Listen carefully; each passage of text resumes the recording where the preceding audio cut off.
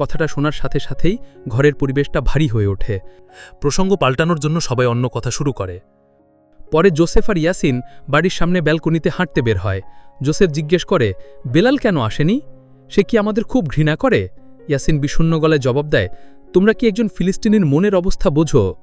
তুমি কি কখনো দেখেছ তোমার 3 বছরের ভাইকে খেলতে গিয়ে বোমার আঘাতে মারা যেতে? আমরা আমাদের আদরের ভাইয়ের লাশ কাঁধে করে বয়েছি। ফিলিস্তিনের প্রতিটি পরিবারেরও এমনই গল্প তৈরি হয়। ভিতরে জোসেফের মা বলছিলেন, তার ছেলে অন্য ইসরায়েলিদের মতো নয়, সে যুদ্ধ চায় না। কথা শুনে ইয়াসিনের বাবা বলে ওঠেন, কিসের যুদ্ধ? আমার দেশ, আমার মাটি আর আমার বিরুদ্ধেই যুদ্ধ।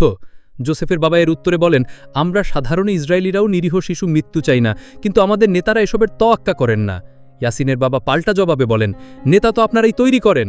এরপর দুই বাবার মধ্যে নিজের দেশের পক্ষ নিয়ে তীব্র কথা কাটাকাটি শুরু হয়।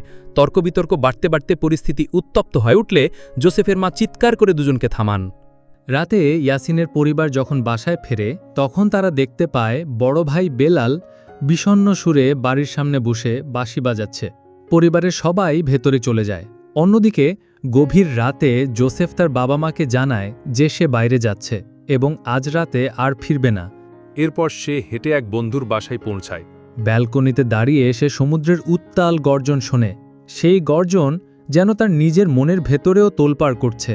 এদিকে ইয়াসিনের বড় ভাই বেলাল তাকে একেবারেই সহ্য করতে পারছিল না। ইয়াসিন তার ভাইকে তাদের দুজনের স্বপ্নের কথা মনে করিয়ে দেয়, নিরীহ ফিলিস্তিনিদের জন্য একটি হাসপাতাল তৈরি করার স্বপ্ন।